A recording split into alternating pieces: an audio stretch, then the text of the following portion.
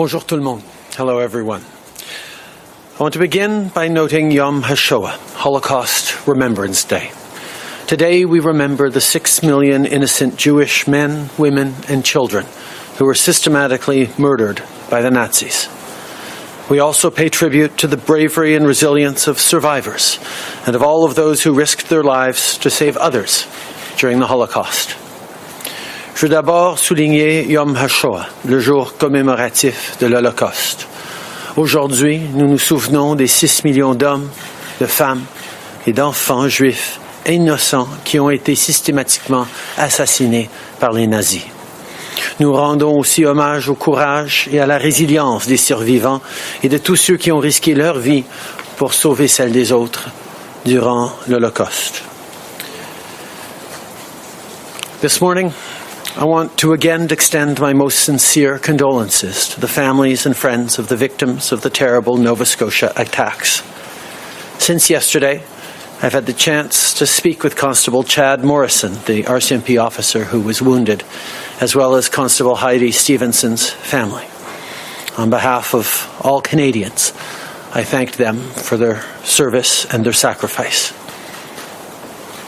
Yesterday, when I offered my sympathies to the RCMP officers who support me, I was amazed to see how many of them knew Heidi and had incredibly fond memories of her. They'd worked with her on the musical ride. They remembered her as an extraordinary person.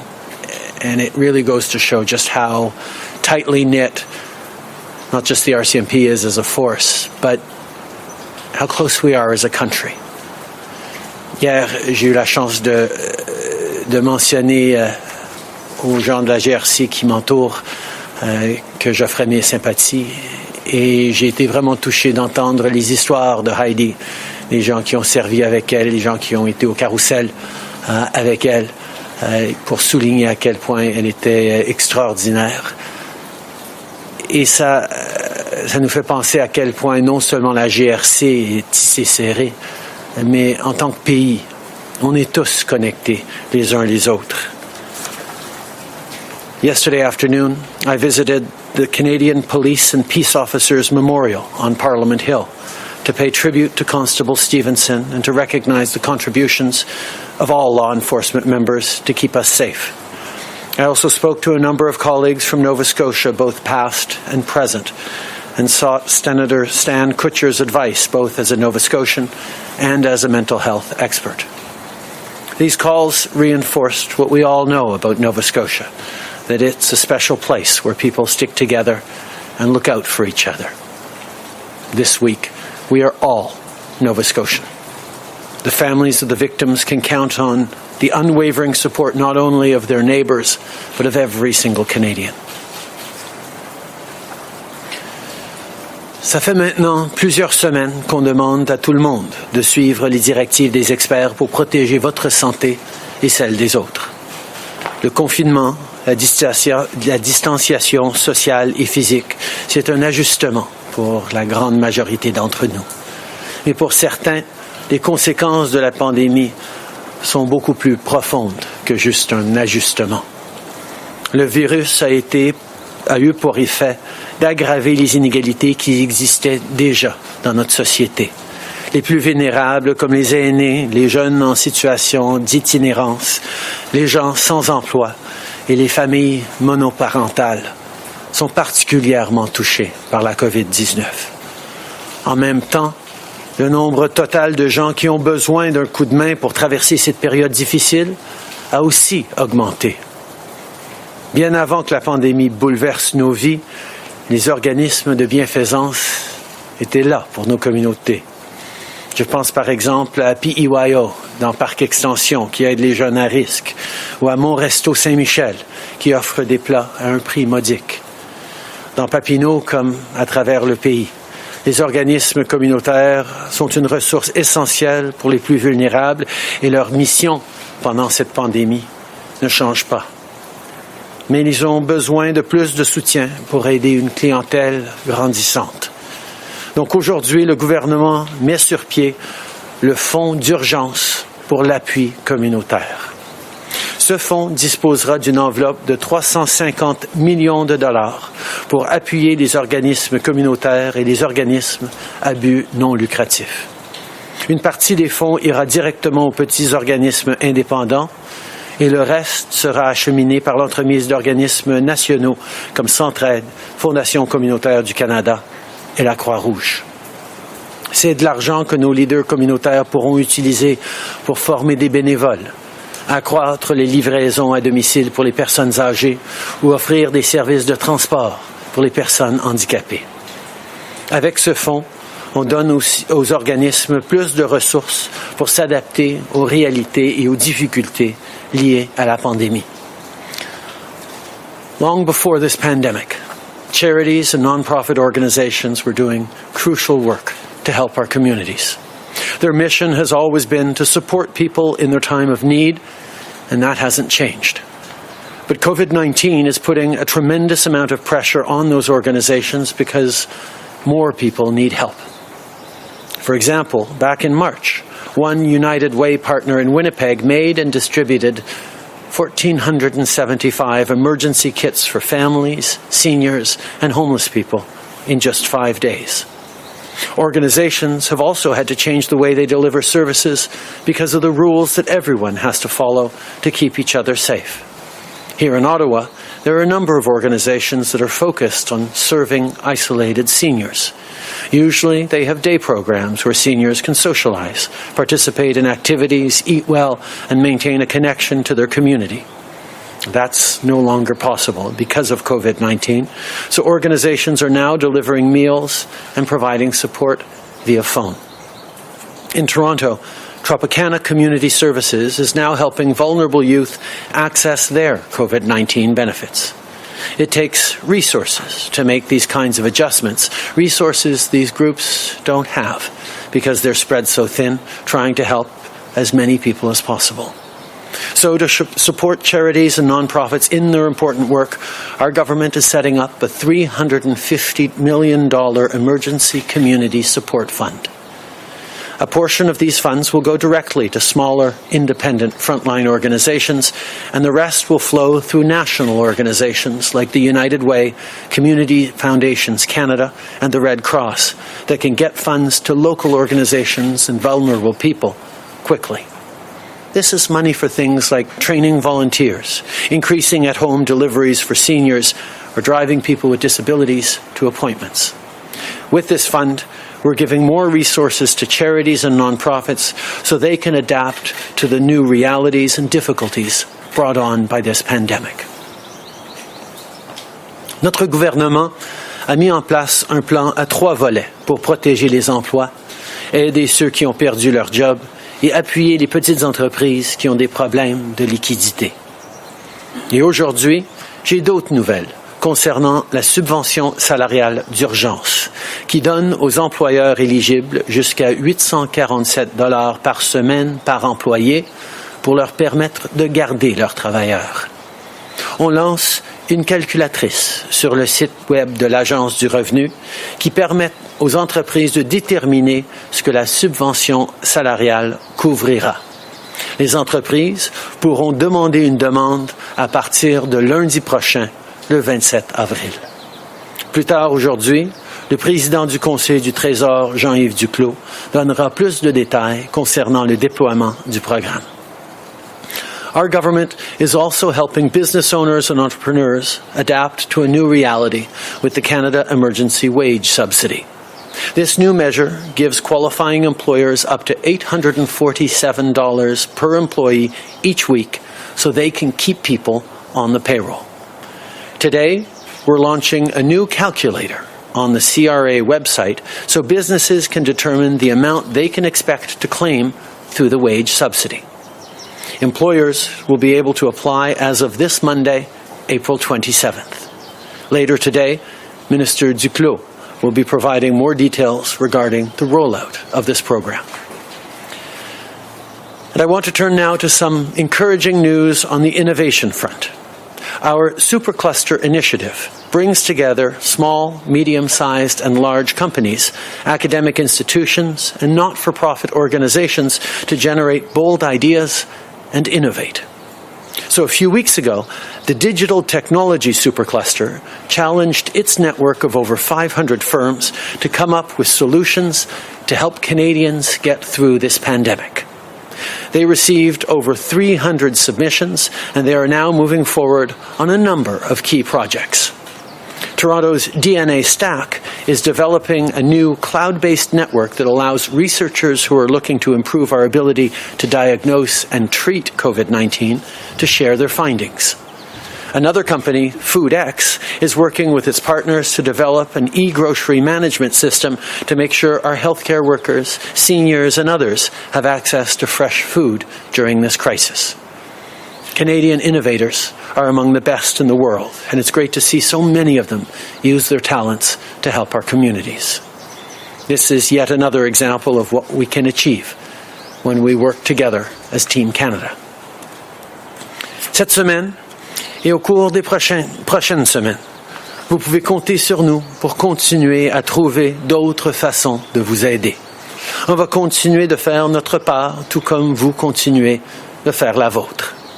Ça fait à peu près 6 semaines que vous restez chez vous, que vous vous lavez les mains régulièrement et que vous gardez 2 mètres de distance avec les autres. 1 mois et demi, c'est long, mais vos efforts portent fruit. On voit des signes précoces mais positifs qu'on s'en va dans la bonne direction et c'est en grande partie à cause de vous. Donc, continuons à suivre les conseils des experts et ensemble, on va y arriver. Merci. Thank you, Prime Minister. We'll now go to the phone lines for questions. Just one question, one follow-up. Over to you, Operator. Thank you. Merci. First question, Christy Kirkup, The Globe and Mail. Line open. Good morning, Prime Minister. How will you help millions of Canadians who now find themselves without medical benefits during a global pandemic? We know that the way we get through this particular crisis is by pulling together and making sure those who are most vulnerable get the support they need to stay healthy, to stay isolated, and get through this.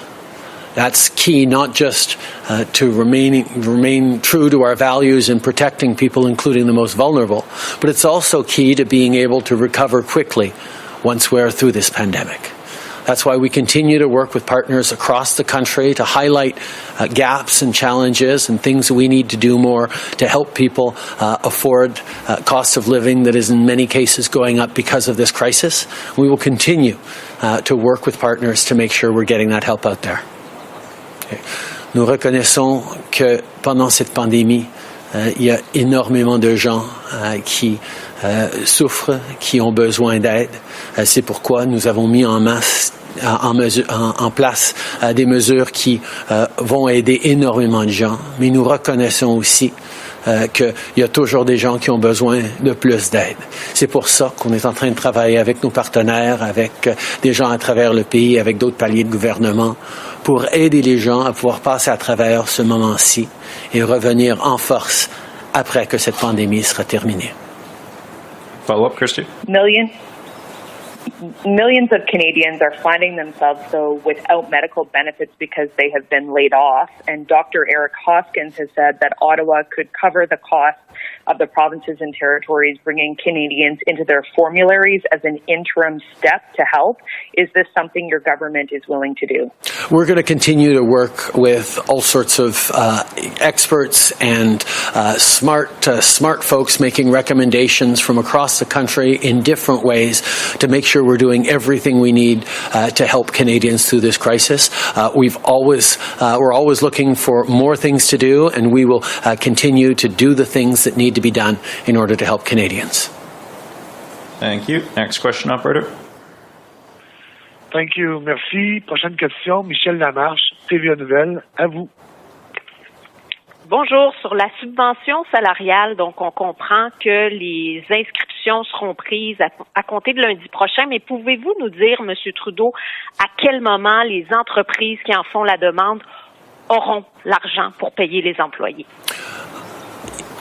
La réalité, c'est que pendant cette crise, les gens ont besoin d'aide quasiment immédiatement et on a besoin de livrer cette aide-là le plus rapidement possible. On a reconnu que la subvention salariale allait prendre un petit peu de temps pour livrer. On est encore en train de travailler dessus. Les inscriptions, comme vous dites, vont commencer à partir de lundi prochain et on espère pouvoir faire arriver l'argent rapidement après ça, mais ça va prendre plusieurs jours au minimum. C'est pour ça qu'on s'est assuré de l'accès au crédit pour les entreprises, les petites entreprises, les grandes compagnies, pour pouvoir passer à travers ces moments-ci. L'argent s'en vient et la calculatrice en ligne maintenant va permettre aux compagnies de voir exactement combien d'argent ils vont recevoir du gouvernement dans les semaines à venir et donc pouvoir faire les emprunts nécessaires pour pouvoir payer les gens maintenant. Okay. We recognize the need for support as quickly as possible, and that's why we're working extremely hard to get help out to people. We started with the Canada Emergency Response Benefit, which has now helped over 8 million people across this country and made a significant difference. But we also want people to get we want other people to get the emergency wage subsidy, which means working with businesses to keep people on the payroll through this so that they can not only retain a job, but have a job to get back quickly to as soon as the economy picks up again. We have announced that on Monday people will be able to register for this online. As of today, however, they can see what the amount they're likely to be able to get through this and be confident in their ability to access credit from banks, from agencies like BDC and EDC to be able to support people right now in this time of need. We're moving as quickly as we can. We move very quickly on the Canada Emergency Response Benefit. We hope to be able to get this help out to businesses to keep employees on their payroll as quickly as possible. Suivi, Michel? M. Trudeau, qu'est-ce que ça veut dire rapidement? Est-ce que ça ira aussi vite que la prestation canadienne d'urgence ou dans le cas de la subvention salariale, il faut penser que ce sera un peu plus long? Peut-être une semaine, peut-être 2 semaines avant que l'argent commence à circuler. Le ministre Duclos va avoir plus à dire là-dessus dans quelques heures, mais je peux vous dire que les gens qui travaillent à l'Agence du Revenu Canada sont en train de travailler extrêmement fort pour acheminer cet argent le plus rapidement possible après les inscriptions. Mais effectivement, ça va prendre un petit peu de temps, mais les gens peuvent savoir que cet argent va venir et donc ne devraient pas hésiter d'accéder le crédit qu'offrent les banques et nos institutions comme BDC et EDC. Merci. Prochaine question. Operator. Thank you. Merci. Next question, Charlie Pinkerton, iPolitics. Line open. Good morning, Prime Minister. Yesterday, Public Safety Minister Bill Blair said he intends to introduce stricter gun laws as soon as possible, and you said your government was on the verge of introducing an assault rifle ban before the pandemic caused Parliament to suspend. Will a gun control bill be introduced in the restricted version of Parliament that we see during the pandemic, or will it have to wait until Parliament returns to normal sittings? Obviously, we are all reeling from the tragedy in Nova Scotia, and our focus right now is on supporting those families as quickly as possible and as well as we possibly can. On gun control legislation, we made strong commitments to move forward with that rapidly. As you mentioned, we were on the verge of bringing it in before Parliament was suspended through COVID-19, and we're now looking at the right way and the right moment to bring it forward. The tragedy in Nova Scotia simply reinforces and underlines how important it is for us to continue to move forward on strengthening gun control in this country, and we will do that at the appropriate time. Okay. La tragédie en Nouvelle-Écosse a souligné à quel point c'est important de continuer à avancer sur le contrôle des armes à feu. Nous avions pris des engagements d'avancer rapidement là-dessus. On était à veille d'introduire nos mesures pour restreindre les armes de style assaut au Canada. avant que le Parlement soit suspendu à cause de la COVID-19. Et maintenant, on est en train de regarder quand sera le bon moment approprié pour réintroduire ce projet de loi, mais nous allons prendre le temps pour s'assurer que ce soit fait de la bonne façon. And follow-up, Charlie? So which of your government's promised gun control measures will it be that it introduces first? Will it be the assault rifle ban or something else, perhaps influenced by what happened over the weekend? The legislation on the assault rifle ban was almost ready to go when the Parliament suspended. So I expect that'll be the first measures we bring forward. But of course, as we learn more about this terrible tragedy in Nova Scotia, we will keep reflecting on ways that we need to help Canadians stay safe in their communities, in their homes, and across the country. Thank you. One more question on the phone, please, operator. Thank you. Merci. Prochaine question, Mélanie Marquis, La Presse. À vous. Bonjour, M. Trudeau. J'aimerais revenir sur une question que M. Scheer vous a posée hier pendant la période des questions en Chambre concernant 3 avions qui devaient rentrer au pays avec chargés de matériel médical de la Chine et qui sont rentrés les mains, la soute vide. Pouvez-vous nous préciser ce qui s'est passé concrètement? J'ai reçu plus d'informations là-dessus. Il y a un avion qui était censé amener de l'équipement pour le gouvernement du Canada, un autre avion qui amenait de l'équipement pour une province spécifique qu'ils avaient commandé. Il y a des limites extrêmement restreintes sur le temps qu'un avion peut rester sur le territoire chinois et il y a eu des délais énormes en termes de transport des marchandises vers l'aéroport. Et malheureusement, les avions ont dû décoller dans cette situation sans avoir reçu leur livraison de cargaison. Mais nous continuons de travailler sans relâche pour acheminer l'équipement nécessaire. On a reçu énormément d'équipements au cours des derniers jours. On en attend d'autres dans les jours à venir et jusqu'à présent, on a pu répondre aux besoins des provinces à chaque étape. Je comprends que c'est quand même difficile pour les gens d'entendre, les gens qui travaillent dans notre système de la santé, mais nous allons continuer de nous assurer qu'on livre les marchandises nécessaires. Okay. We have I got more information on the issues around the two planes that landed empty yesterday. One was a Government of Canada charter. The other was chartered by a specific province for one of their orders. There are severe restrictions on the ground in China in terms of how long a plane can actually stay in their airports before having to leave, whether it's full or not. And at the same time, supply lines and truck shipments to the airports are difficult and interrupted by checkpoints and quarantine measures. For the most part, we've been able to navigate through those and ensure that Canada has received the equipment that it needs, but these two airplanes were forced to take off empty. We will continue to work through a very difficult situation to ensure that, as we have been, we make sure that Canadians get, Canadian provinces, Canadian institutions get the equipment that they so desperately need. We're continuing to receive millions of pieces of PPE over the past days. We expect many more over the over the next days and weeks, as well as the Canadian industrial facilities tooling up their ability to deliver PPEs. It's always a challenge to get the PPE into Canada in a time where the global market is very, very competitive for these.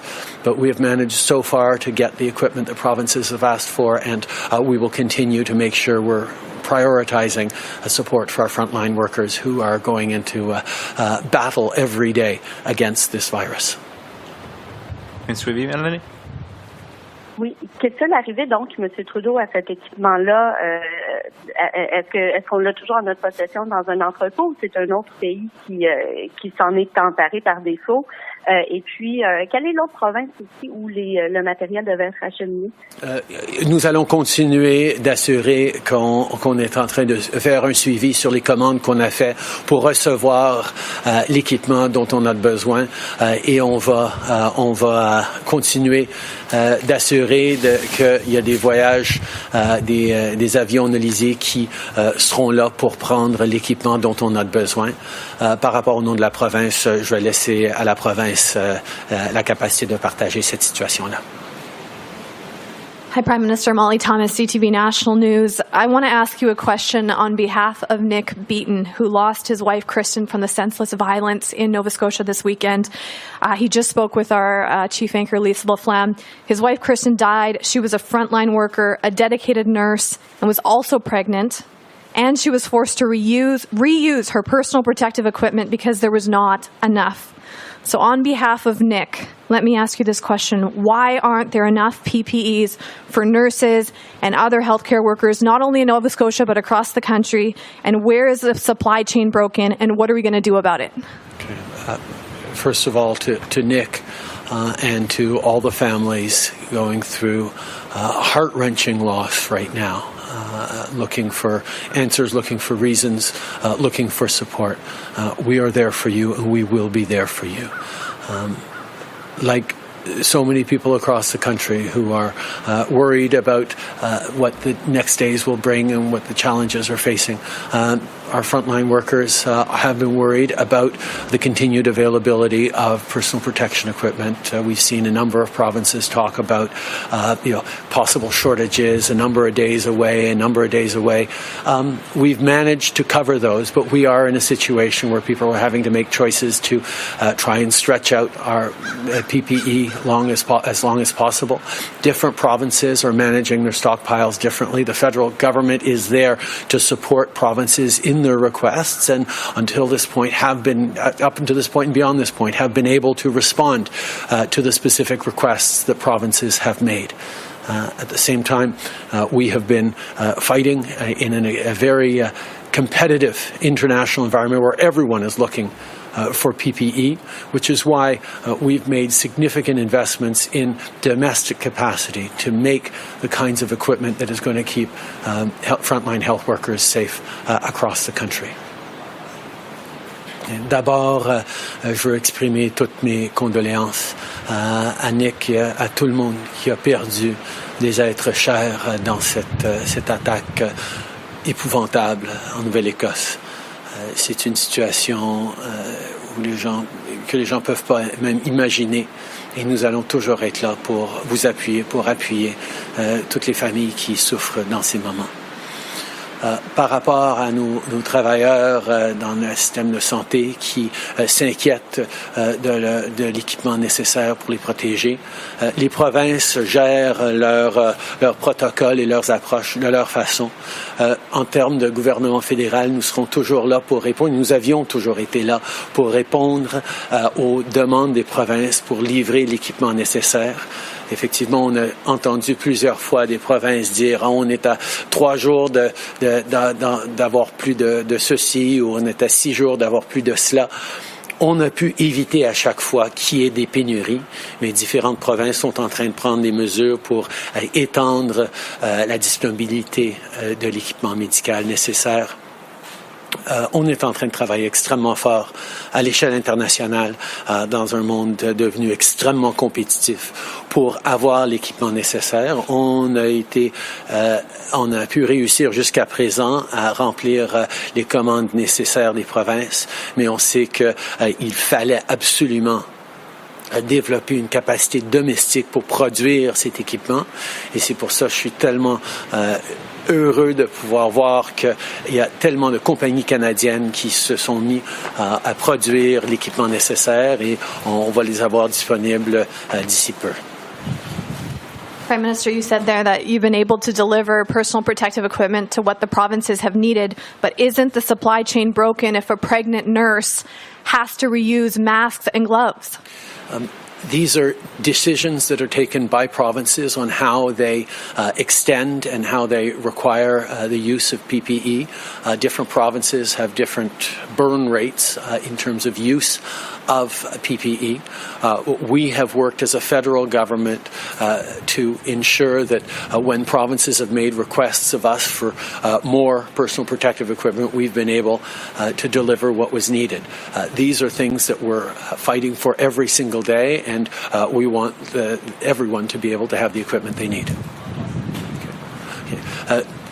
Les différentes provinces prennent leurs décisions par rapport à la gestion de leur système de la santé et l'utilisation de l'équipement de protection personnelle. Notre responsabilité en tant que gouvernement fédéral, c'est d'être là pour essayer d'appuyer les provinces dans leurs besoins par rapport à ça. Jusqu'à présent, on a pu, pour la plupart, répondre aux besoins. Mais évidemment, nous devons continuer de faire tout ce qu'on peut.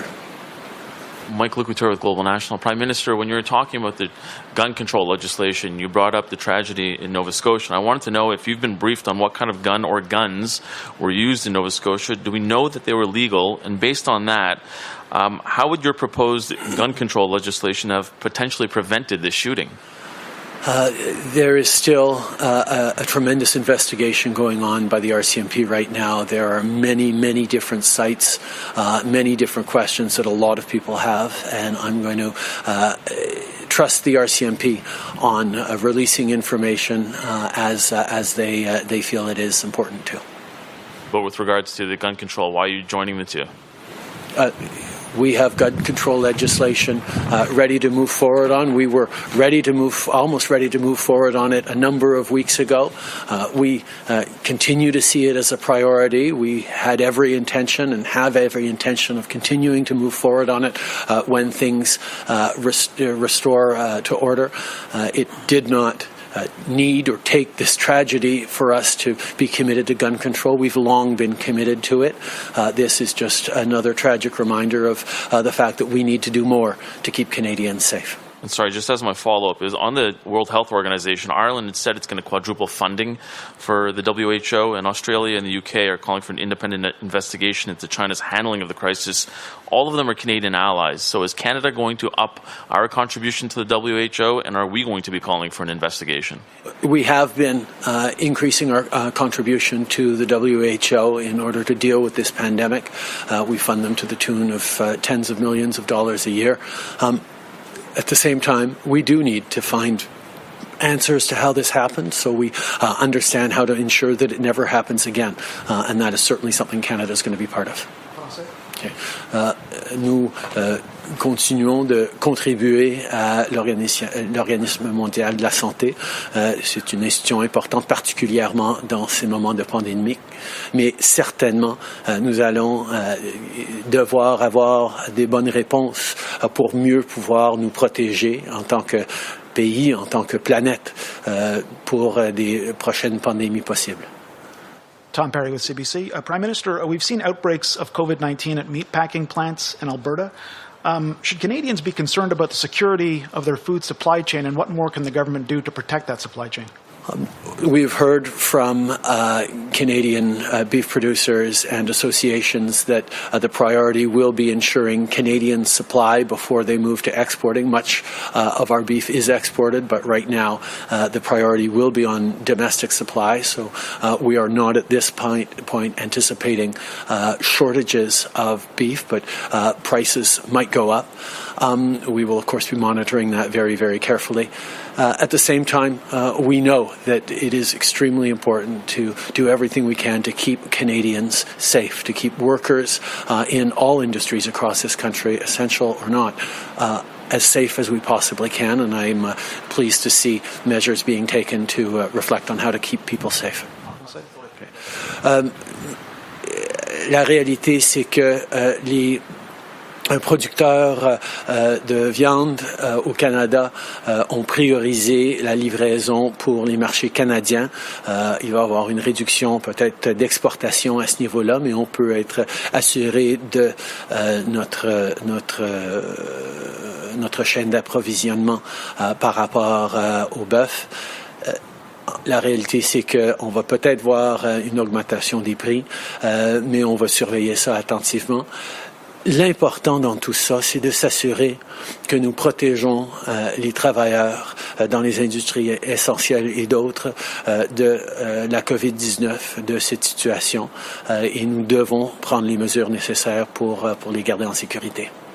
And on oil prices, is there going to be further support for the oil industry? And beyond that, will there be support for provinces that rely heavily on oil revenues and that might need help with their finances, their debt, to recover from this downturn?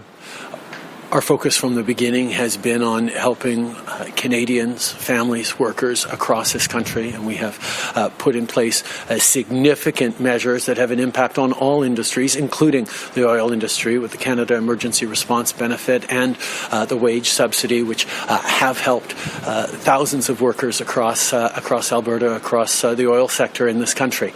We've moved forward on other measures as well to help out that sector specifically, and we're always open to working more on helping particular industries or particular areas that need support to get through this COVID-19 crisis. We will continue those discussions. On supporting provinces, we recognize that various provinces are facing real challenges in terms of cash crunches, in terms of liquidity, and our Department of Finance and others are engaged closely with different provinces on challenges that they're facing specifically. Bonjour, Philippe Vincent-Fossé de Radio-Canada. Tantôt, dans votre discours, vous avez dit qu'il y a des signes encourageants qu'on voit. Je me demandais quels étaient ces signes-là, selon vous. Et sur la subvention salariale, est-ce que vous pouvez nous assurer qu'il n'y a pas $1 de l'argent des contribuables qui va s'en aller à des entreprises qui ont des comptes dans les paradis fiscaux? Par rapport aux signes encourageants, on voit que quand on étudie les courbes de ce qui se passe et de la propagation de la COVID-19, il y a une réduction dans le nombre de cas qui augmentent à tous les jours. On est encore en train d'augmenter à bien des endroits à travers le pays, mais cette augmentation est de moins en moins à chaque jour, et on peut espérer que ce que ça veut dire, c'est que les mesures qu'on est en train de prendre sont en train d'aider les gens et sont en train d'avoir l'impact espéré, mais nous allons devoir continuer donc de garder ces mesures en place, parce que si on relâche trop rapidement, on pourrait se retrouver dans une situation d'expansion rapide de la COVID-19, et c'est certainement quelque chose qu'on ne veut pas. Dans notre approche pour aider les entreprises, on a toujours été ancré dans l'aide pour les travailleurs. On ne voulait pas juger si un travailleur travaillait pour une petite quincaillerie indépendante ou pour une grosse chaîne internationale de quincaillerie. On voulait s'assurer que les travailleurs canadiens, que les familles qui dépendent de ce revenu des travailleurs aient l'aide nécessaire. C'est pour ça qu'on a avancé avec la subvention salariale et qu'on avance avec la prestation canadienne d'urgence. En même temps, je peux souligner que nous sommes toujours en train de travailler pour contrer les paradis fiscaux, l'évasion et l'évitement fiscal. Nous avions pris des mesures fortes pour aller chercher cet argent, pour punir, pour imposer des conséquences sur les compagnies qui font partie de ces efforts-là. Et nous allons continuer de le faire. Yeah. As I've said a couple of times, I think there is reason for cautious optimism. We're hearing that from medical officers across the province, across the country, noting that the increase in cases is getting smaller every day in many places, that we're still seeing more cases every day, but fewer than in previous days, which is a sign that our efforts are working. We are continuing to do the right things as a country that is getting this virus under control. However, we need to continue to do those things, because as soon as we loosen up, if we loosen up too quickly or if we're not careful, we could see a return spike of COVID-19 that would be problematic for citizens and for the economic recovery. So we're going to focus on making sure we're doing things very, very carefully, but it is encouraging to see that the things Canadians are doing from coast to coast to coast to help each other out, to stay safe, are working. That's why we need to continue them. Juste pour comprendre sur les paradis fiscaux, je suis pas sûr d'avoir soit bien compris votre réponse ou vous n'avez pas vraiment répondu à la question. Est-ce que vous pouvez aujourd'hui dire aux Canadiens l'argent que vous avez payé en impôts n'ira pas aider des entreprises qui ont des comptes dans les paradis fiscaux? Est-ce que ça, vous pouvez nous l'assurer ou vous ne pouvez pas nous l'assurer? On est en train d'aider les travailleurs à travers le pays. Quelqu'un qui travaille pour une compagnie, qui a une famille qui dépend de cet emploi, qui a perdu cet emploi, a besoin d'assistance, a besoin de pouvoir payer son épicerie, a besoin de pouvoir payer son loyer.